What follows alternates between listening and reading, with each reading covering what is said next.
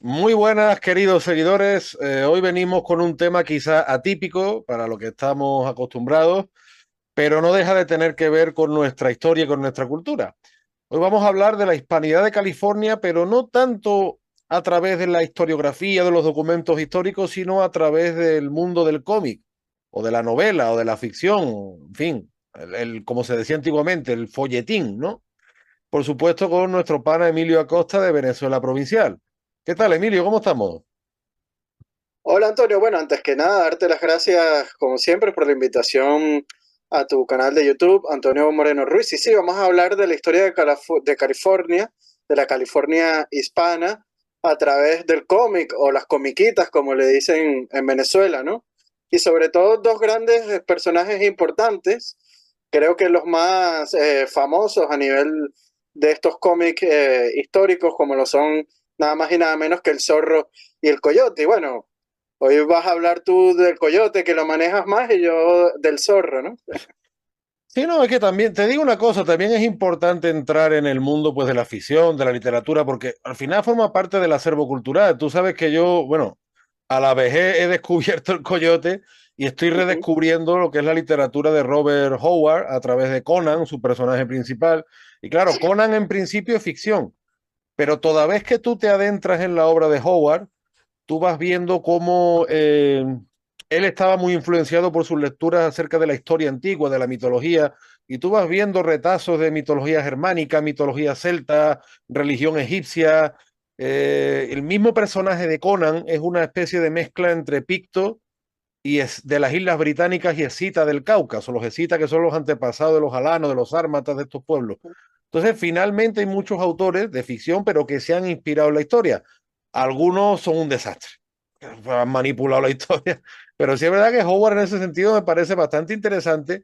Y fíjate que José Mallorquí, el autor del Coyote, también, salvando las distancias entre unos y otros, aunque hacía una literatura parecida a lo que en Estados Unidos se conoce como el Pulp Fiction, ¿no? Como la famosa película de Tarantino. Fíjate, pana, que mi padre es el más chico de 7 hermanos. Entonces, claro, mi padre es del 51. Y el coyote no estaba tanto de moda en la época de mi padre adolescente, sino en la época de mis tíos. O sea, el coyote es de mis tíos.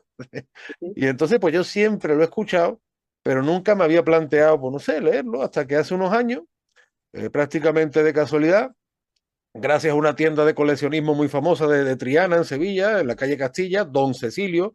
Yo recomiendo a todos los amantes del libro, del libro viejo, el libro usado, pero también del vinilo, de las antigüedades, porque es una tienda muy completa. Pues empiezo con la literatura western, que tú sabes que, bueno, todo ese mundo del lejano oeste en su ficción, ¿no? Algunas más o menos acertadas, pues siempre me ha llamado bastante la atención. Y claro, yo siempre he notado que en las películas siempre nos han presentado un western, vamos a decirlo así, entre comillas, anglosajón, ¿no? Con tipos muy bien preparados, muy bien pertrechados, que van abriendo caminos donde no había nada. Y a mí eso no me ha cuadrado nunca. Si te fijas, el spaghetti western, del bueno, el Ujú. feo y el malo, es una sátira, es una crítica, porque realmente ese mundo era muchísimo más duro y por lo menos las películas del bueno, el feo y el malo te ponen ya también al mexicano, el papel del hispano, ¿no? Y el coyote encarna la figura de esos criollos de California, aunque yo creo que yerra un poco porque él habla de californianos y californianos se les llama, digamos, a los nuevos. Los Sí, los antiguos, californios es el término es, correcto. eso te iba a decir, los criollos, los mestizos, los indios hispanizados, bueno, también los mulatos, ¿no? Que estaban allí en la Ujú. época española, pues eran conocidos como los californios. Y claro, en muy poco tiempo pasan muchas cosas en California, porque primero es la independencia de México, que Ujú. realmente en California fue un sentimiento absolutamente más minoritario que en muchas otras partes de la Nueva España, teniendo en cuenta lo que era California en Sí, aquella en época. California lo que hubo fue un cambio de bandera. Un día está la Claro, española y al otro la mexicana, o sea, no y hubo además, guerra. California no es la California que a día de hoy entendemos, era Ujú. una de las periferias norteñas. Ujú. Entonces, claro, ¿qué es lo que ocurre? Que esa población hispana, primero el Imperio Mexicano, después la Ujú. República de México, la guerra de invasión de los Estados Unidos y los Estados Unidos. Si te fijas, en una franja de muy pocos años pasan Ujú. muchísimas cosas. Esa población hispana se ve entre la espada y la pared. Ante un aluvión migratorio que llega gente de medio mundo, que llegan europeos de Ujú. muchos países, llegan también incluso muchos inmigrantes de otras partes de América, muchos chilenos, llegan asiáticos, y ellos se ven que era gente que tenía allí propiedades y ujú. si sus títulos de propiedades valen o no valen. Pues claro, eran hacendados, trabajadores del campo, rancheros, y quedan un poco en el limbo. Y yo creo que eso, pana, José Mallorquí, que es un escritor catalán, nacido a principios del siglo XX, lo plasma perfectamente. Él no era historiador, pero como literato, y además él tenía mucha habilidad porque no solo escribía tipo literatura del oeste, él también escribía literatura de terror, era muy aficionado a los deportes y también hacía literatura deportiva. Después de la guerra civil vive en Argentina, o sea, un tipo con una circunstancia de la vida muy complicada, porque él era hijo natural, entonces tuvo una circunstancia familiar complicada, pero hay un momento en su vida que recibe una herencia y eso le sirve para leer compulsivamente y aprovechar el talento que tenía. Y a mí me maravilla cómo ese personaje de César Echagüe, el coyote, ¿no? Plasma eso, plasma, digamos, la psique de esos californios que se ven en el limbo. Y yo creo que lo utiliza con muchísimo arte y muchísimo talento. Es un tipo de literatura que se lee muy rápido, en el sentido de que te engancha, o sea, tiene mucha habilidad. Era un escritor muy habilidoso. Yo creo que este tipo de literatura, pana, ha sido muchas veces injustamente menospreciada. Porque literatura no tiene por qué ser solo el Quijote. Finalmente hay muchos tipos de literatura, con todo mi respeto para el Quijote, que por cierto, el caballero muy principal que lo recibe en la ciudad de Barcelona se llama Antonio Moreno en el Quijote, pero bueno. Sí, totalmente de acuerdo con lo que dices. Igual pasa con el zorro, ¿no? Que vemos que su autor, que fue Johnson Macaulay, que lo creó en 1919 y se nota que él investigó, ¿no? Que era un gran lector de historia, porque vemos reflejadas en sus historietas, pues muchos de estos sucesos, como hemos comentado, ¿no? La parte virreinal de California, la secesión después de México de España, el Imperio Mexicano, la República Mexicana, la invasión norteamericana, ¿no? O sea, se ve reflejado todos estos cambios políticos que sufría California, ¿no?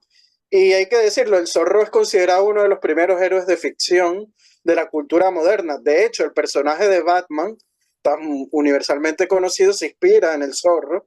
Y un Mira, detalle fantástico, Antonio, es en la película del Joker del 2019, donde los padres de Bruce Wayne son asesinados luego de ver en el cine The Gay Blade, que es de una película de 1979, que es una comedia del zorro protagonizada por George Hamilton, que es el zorro rosa, conocido así más en Hispanoamérica, ¿no? Y bueno, en el Batman vs. Superman, el origen de la justicia del 2016, aparece el zorro de 1940 en cartelera y se dice que Macaulay pues, se inspiró para escribir el zorro del bandido también Joaquín Murrieta, ¿no? uh-huh, Que era un ¿verdad? personaje famoso en México que vivió entre 1829 y 1853, que no se sabe muy bien la nacionalidad, si era mexicana o chilena, ¿no? Acordémonos que durante la fiebre del oro en California, Sí, como muchos hemos dicho antes, chilenos, sí, sí. sí, muchos chilenos emigraron a este territorio, ¿no? Y se dice que Murrieta era una especie de Robin Hood que robaba a los ricos y le daba a los pobres y se vestía con capa negra, máscara oscura y un sombrero, ¿no? Para pasar desapercibido, algo muy parecido al zorro, ¿no? E igual Batman con Bruce Wayne, un millonario que oculta su identidad, y igual pasa con el zorro y Diego de la Vega, ¿no? O sea, vemos aquí pues las influencias de uno y otro, ¿no? Y bueno, la historia de Murrieta fueron publicados en un libro de John Rowling Rich de 1854 y otra versión también del origen del zorro, Antonio, nos habla de que el zorro tiene un origen por el irlandés William Laporte, que fue nacido en 1615. Este era un inmigrante irlandés, conspirador, soldado, revolucionario, poeta, ¿no? Que se hizo pasar en 1642 por hijo de Felipe III de España, con la idea de gobernar el virreinato español, ¿no? Y una vez en el poder, pues, entre comillas, liberar a la gente esclava, ¿no? Ya. Y bueno, él fue descubierto, enjuiciado por los tribunales y sentenciado a morir, pero previo a ser ejecutado, se ahorcó. Pero en mi opinión, Antonio, en mi opinión personal, no hay ninguna documentación que asevere una conexión del zorro y Maculi con este William Lamport. Más bien, Murrieta sí tiene más conexión y más peso por medio de Macaulay, y después lo veremos también en otras películas que más adelante hablaré, ¿no? Sí, es que es curioso porque José Mallorquí, por ejemplo, se inspira en el personaje del zorro para hacer su coyote y también pues en todas esas historias de bandidos. Bueno, el cine ya estaba muy en boga en aquella época, él era muy hábil como escritor y por tanto también le gustaba mucho leer guiones de cine y trabajar en ese mundo. California, hay que recordar que es una de las cunas, desde Texas a California se va desarrollando la cultura vaquera que después va a crear todo ese mundo del cowboy, del country, ¿no? Que es de origen hispánico. Y a mí te digo muchas veces de la psique, del factor también psicológico, porque me acuerdo del libro de nuestro gran maestro Jorge García Ruiz, al que le mandamos un saludo, y cuando Jorge, la documentación que aporta en su libro Presidio, Soldados del Rey, esas expediciones por Arizona, por Nuevo México, y tú ya ves en esos personajes históricos, eso sí es historia, lo mal que lo están pasando, la dureza que están enfrentando por praderas enormes, por desiertos inhóspitos, ¿no? Y te da un poco, claro, el historiador muchas veces tiene que analizar también lo que es el contexto y la psicología. Y a mí me maravilla cómo Mallorquí capta perfectamente toda esa psicología que se estaba viviendo en esa parte de la América del Norte. Muy pronto fue llevado al cine, causó sensación no solo en España, sino también en México. Luego te digo una cosa, se han hecho películas finales del siglo pasado, principios de este, que no tuvieron mucho éxito, yo las he visto hace poco, tanto Don César de Chagüe como El Tribunal del Coyote de Mario Camus, Ujú. y a mí no me parecen tan malas, pero claro, todavía me falta mucho por leer del Coyote, pero tú sabes que los entendidos del cómic suelen ser muy duros con las películas. Y claro, uno está acostumbrado al cine, con perdón, pero que es así, la porquería de cine que nos ponen muchas veces. Hombre, y ve uno estas películas y dice, oye, pues tú estás. Lo que pasa es que esto es la polémica para, tú sabes, como igual que la película de Conan. La película de Conan de Schwarzenegger, los fanáticos de Howard dicen que eso es una basura, que eso no vale para nada. Lo mismo pasa con El Señor de los Anillos y tantos otros elementos de ficción. Yo, no obstante, sí recomiendo, aparte de estas películas que me parecen interesantes, en el canal de YouTube Retrologando también hay un vídeo muy interesante que es José Mallorquí, su obra Más allá del Coyote. Y vuelvo a lo mismo porque Mallorquí era un escritor muy completo. El Coyote quizás fue el personaje que a él lo consagra y que le permite vivir de la literatura. Pero para entender la creación del mundo de Mallorquí hay que irse a todas las fuentes de las que bebe, y ya te digo, sobre todo el formato ese de la novela de folletín, la novela por entregas, el formato cómic. ¿Cómo me dijiste tú que decía en Venezuela? Comiquita, ¿no? Comiquitas, ¿no? O historietas O también. historieta también, aquí era historieta y te veo también, ¿no? Ujú. Entonces, en Mallorquí es además un lenguaje de aventuras que yo creo que hemos perdido mucho en la cultura y la literatura española. La novela de aventura, hombre, que me refiero, que tiene su punto de belleza y su punto también de suspense, ¿no? De una creación legítima. Entonces yo creo que en la cultura española se ha perdido mucho eso y la verdad me parece injusto que se haya menospreciado a estos escritores que no tienen nada que envidiar y que causaron furor en su época. Que pronto los hemos olvidado, una pena, pero fíjate, pana, lo que hablamos muchas veces, lo que da la cultura hispana de sí, que cuántas cosas no se podrían crear. Yo muchas veces pienso, el Coyote, por ejemplo, las películas, ya en su día se aprovechó el mini Hollywood de Almería, que fue un gran plató para las películas del oeste, y se volvió a rodar allí, ¿no? Porque es que además, fíjate California, la cultura que tuvo, aquella zona periférica que tuvo hasta su fandango propio, era una cultura muy propia y el Coyote y el zorro en buena medida pues representan eso, el papel del hispano en esa época convulsa de la historia que aquí damos por pasado, pero es una época donde se puede escudriñar bastante. Y es legítimo, yo creo, pues, en mi opinión, a lo mejor habrá gente que no le guste, pero es lo que decíamos, esa ficción, a partir de un pozo histórico de verdad, pues resulta más rica, más atrae mucho más atractiva, ¿no? Sí, bueno, de hecho, Televisión Española creo que va a emitir una nueva serie del Zorro, que va a ser Amazon Prime, ¿no? El actor que toma el relevo de Antonio Banderas es Miguel Bernardeu, ¿no? Esperemos que no esté cargada de leyenda negra, porque Uf, uf. acordémonos Dios que mío, cuando aquí en España se hace algunas cosas de Dios carácter mío. histórico, pues suele cargarse de leyenda negra. Pero hablando del cómic del zorro, la identidad secreta del zorro, eh, eso, su identidad original es Don Diego de la Vega, ¿no? Y él es un aristócrata que es californiano en el cómic, pero californio en realidad, como hemos hablado, Ujú. y este reside en el pueblo de Los Ángeles. Se dice que durante la época mexicana en el cómic de 1821 a 1846, aunque la versión más famosa del Zorro, Antonio, que es la serie hecha por Disney, protagonizada por el italoamericano Will Williams, lo ha ubicado cronológicamente durante la época del virreinato de la Nueva España, específicamente en 1820. E igualmente otras adaptaciones de las películas de la historia del zorro lo han ubicado durante la época virreinal. Y hay que decirlo, la serie de Disney es la versión más popular y conocida del zorro, que inclusive sigue en el aire en muchos de los países de Hispanoamérica a 65 años de su estreno, ¿no?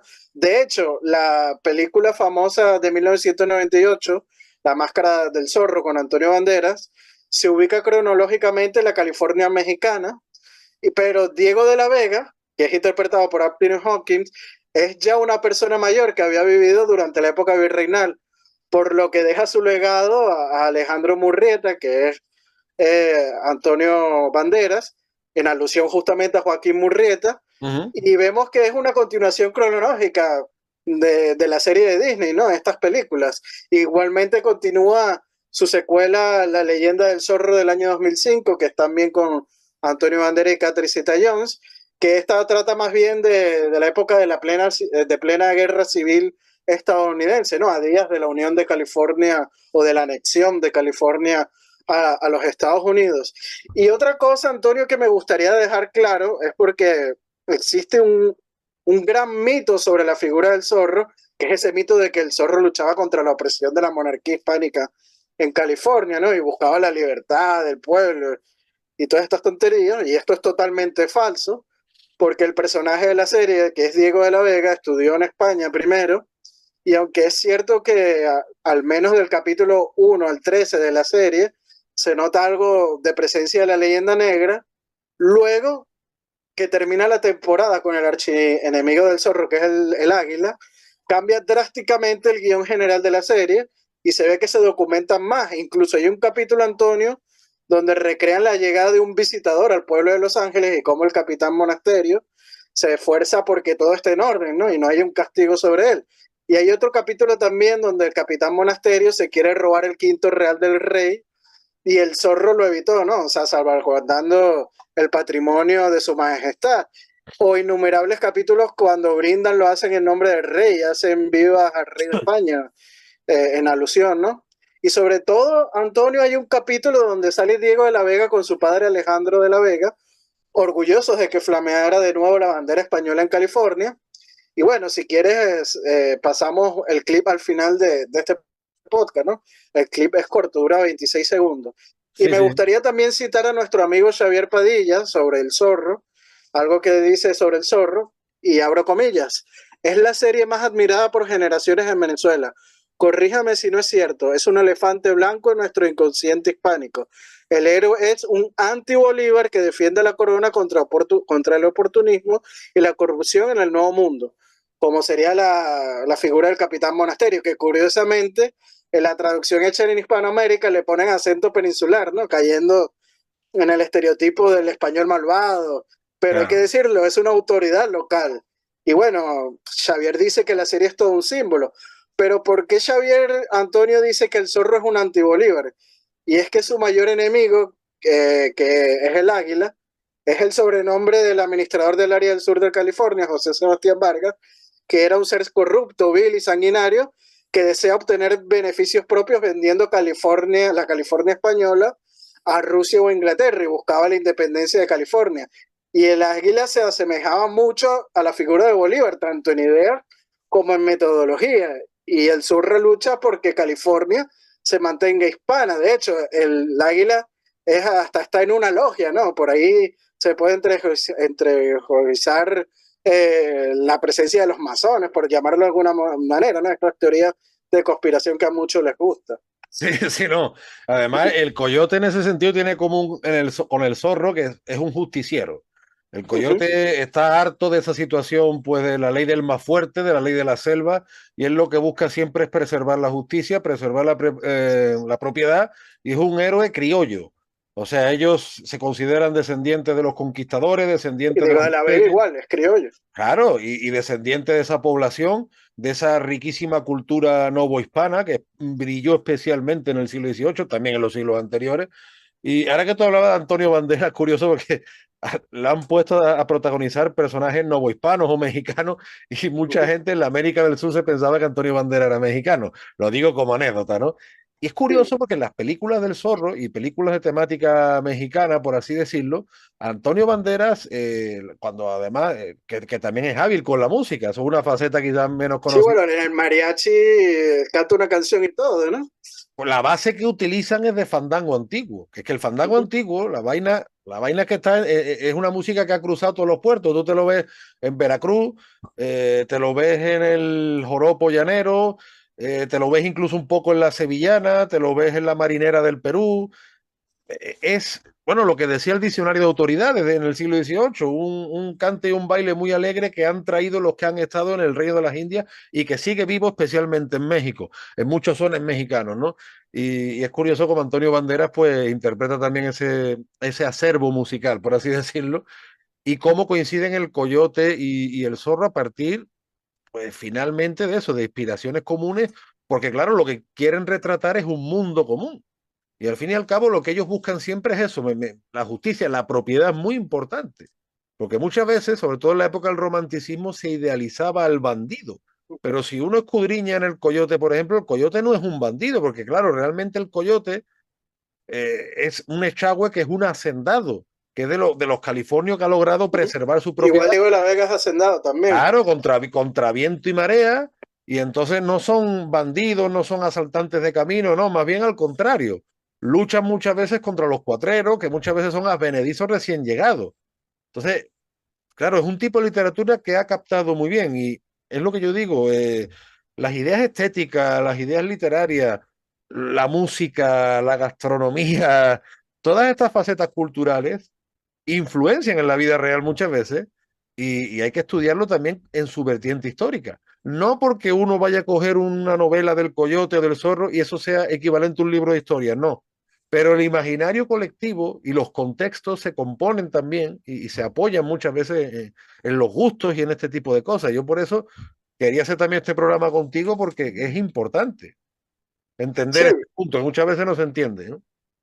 sí, bueno, hay que decirlo, es ficción, pero es una buena forma de adentrarnos en la historia y empezar a investigar documentación real, ¿no? Claro, En la serie del Zorro vemos que el más famoso dragón de cuera que existe, que no es nada, que es nada más y nada menos que el sargento García, ¿no? Y inclusive el Cabo Reyes podría ser el segundo dragón de cuera más importante, ¿no? Y el sargento García en la serie es el personaje más importante después del Zorro. O también los capítulos donde aparece el montañés, que es un anglosajón, y lo ujú, ven como un salvaje, ¿no? A comparación de los hispanos más civilizados. O también aquellos capítulos donde aparece la misión de San Gabriel y sus indígenas, ¿no? De cómo es todo este sistema de las misiones y cómo los indígenas pues sembraban naranjas, etcétera.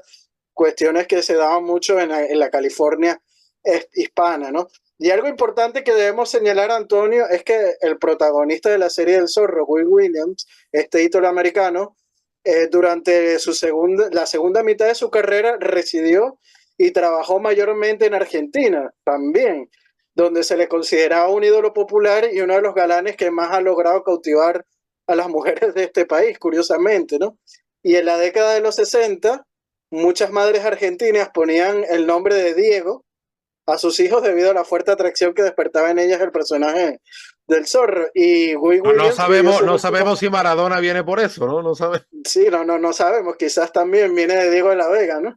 Y bueno, Guy Williams vivió sus últimos años en Recoleta, y un exclusivo barrio de la ciudad de Buenos Aires, ¿no? Donde falleció inesperadamente a los 65 años en 1989, que al final tuvo tanto éxito en el mundo hispano que vivió sus últimos años en la Argentina, ¿no? Es que date cuenta lo que justamente lo que decíamos antes, cómo la ficción influye en la realidad, cómo hay madres que le ponían a sus hijos Diego por Diego de la Vega. O sea, que esto al final forma parte de la historia, de la historia de andar por casa. Fíjate tú, hablando del zorro, yo me acuerdo de una novela que hizo Telemundo, pero a mí la verdad que me pareció surrealista porque mezclaba el agua y el aceite, que era el zorro, la espada y la rosa. Me estoy acordando ahora, no sé si fue 2006, 2007, y tenía Sí, hay buenos muchas actores. versiones estilo telenovela que han hecho en México y en otros países que va totalmente distante de algún principio histórico, ¿no? Claro, pero en El Zorro, la espada y la rosa, que el protagonista era Christian Meyer, un actor peruano bastante bueno y también ha sido cantante. O sea, no critico a los actores. Fue producida, de hecho, creo, en Estados Unidos. Pero claro, yo es que me acuerdo que ahí mezclaban los dragones de cuera con la bandera trigarante. O sea, era una cosa muy surrealista. No sé, yo no terminé de verla. Al principio me llamó la atención, pero después ya no sé, ya como dicen No, en no, Perú. nada que ver con el cómic original del Zorro o Claro, el Coyote o las películas o la serie de Disney con Will Williams, la original, o las películas de Antonio Banderas que ok, tienen algunas cosillas que no, que son muy ficción, pero en general pues están aceptables, ¿no? es que como dice la expresión peruana, ya mucho, ya. Que por cierto, hablando antes de Conan, que también existe esa polémica sobre sus películas, yo quería recomendar al gran historiador, maestro Gonzalo Rodríguez García, que probablemente es uno de los mayores expertos españoles en Howard y en las enseñanzas que te deja la literatura de Howard. A mí José Mallorquí, aparte de su talento literario, vuelvo a lo mismo, lo que me fascina es cómo él capta ese mundo periférico del novohispano tardío y cómo lo utiliza para hacer de verdad una serie de novelas, de folletines, también de cómics. Y fíjate, pana, que por ejemplo, en Don Cecilio, en otros establecimientos de este tipo, te puedes conseguir la colección completa del Coyote pues, de Aquí en 60. Madrid también hay sitios, librerías que venden obras de segunda mano donde se consigue el Coyote. Claro, pero y te puedes conseguir la Y colección el Zorro completa también. de 60 80 euros. O sea, la verdad que de verdad que hay y muchos cómics, muchas tiras que te consigues por 1 euro, por 1,50 € hombre, que es bastante accesible y yo creo que es recomendable. Para lo que uno tiene que ver, oír, sufrir y padecer en estos tiempos, yo creo que leer Coyote pero Zorro no hace daño, sino al contrario, que viene hasta bien. Así que, para, pues como siempre, un placer charlar contigo. Hoy hemos cambiado un poco de tercio, pero en el fondo, si te fijas, seguimos por nuestro camino histórico hispánico, ¿sí? Pero al final es un poco de formación profesional, ¿no? No, claro, y que sirva de ejemplo todas estas obras, estas historietas que han tenido un gran impacto, no solo a nivel del mundo hispánico, como pudo haber sido la serie de Disney del Zorro o las historietas del Coyote, sino que a nivel global, ¿no? En el mundo anglosajón el zorro es muy conocido. Y si de un territorio periférico como la California hispánica se pudo hacer estas grandes historietas, pues imagínate del resto del mundo hispánico qué historias o qué personajes no pudieran desarrollarse en la ficción que tuvieran a lo mejor muchísimo éxito, ¿no? Yo, si tuviera tiempo libre y dinero para el esparcimiento, me dedicaría a eso, pero bueno, algún día será. Algún día será. Pues nada, pana, como siempre un placer. Tú sabes que aquí en este canal siempre recomendamos tus canales de Venezuela Provincial en Facebook, en Instagram, en YouTube. Siempre recomendamos tus artículos, de vez en cuando te peleas con el mundo, si no, Camino de Guanajuato y ahora con las momias. Y por supuesto recomendamos el libro Crónicas Sobrenaturales del Imperio Español, que un servidor ha tenido el honor de hacer el prólogo. Léanlo, no se van a arrepentir, que este libro es fantástico y forma parte también, pana, un poco de esa historia, quizá entre comillas atípica, que la historia no son solo las grandes batallas ni los grandes personajes, la historia es un todo, son las partes de un todo, ¿no? No, y tiene el plus que todo es historias documentadas en Claro. archivos, ¿no? Ujú. Historias reales, ¿no? Las historias de aquellas personas que, de carne y hueso, de a pie, ¿no? Que vivieron en aquella época. Y por supuesto, recomiendo también a los seguidores de Venezuela Provincial seguir a Antonio Moreno Ruiz en sus redes sociales. Está en Facebook como página oficial de Antonio Moreno Ruiz, en Twitter como un andaluz indiano. En Instagram también lo pueden conseguir su cuenta personal Y bueno, Antonio, también aprovechamos para mandarle un fuerte saludo y abrazo a nuestros mecenas y patrocinantes, como lo son Gabriel Arrieta, Ángel Suárez, Juan Cristóbal García, Lomé Lizán, Daniel Sierra, Mario Pérez y Fran García, por parte de Antonio, ¿no? Acordémonos que si quieren ser mecenas o patrocinantes de nuestro proyecto de investigación histórico, puedan hacerlo a través del Patreon tanto de Antonio Moreno Ruiz como el de Venezuela Provincial. Con tan solo €1, lo que cuesta una caja de chicle, pues nos ayudan muchísimo, ¿no? Y bueno, no dejen de suscribirse tanto al canal de YouTube de Antonio Moreno Ruiz como al de Venezuela Provincial, darle me gusta a este video y compartirlo para así llegar a más público. Y vamos a dejarlo, Antonio, ¿no? Con un clip. Correcto, y has dicho lo de una caja de chicle porque ya no se puede decir un café y una cerveza que están No, ya está más de €1, ¿no? Pero bueno, el pana Emilio Costa quería terminar este vídeo con esta tertulia nuestra hispánica con un vídeo sobre el zorro para desmontar precisamente el mito, el supuesto mito de que el zorro es un poco más o menos que era un héroe republicano antihispánico. Nada más lejos de la realidad si uno se va a las raíces de su propia literatura. Así que les proporcionamos este vídeo. Es corto, pero es Sí, 30 contundente. segundos. 30 segundos, pero es contundente para lo que significa el personaje del zorro y la hispanidad de California. Así que le dejamos este vídeo y hasta la próxima. Chao, chao. Adiós. ¡Armas!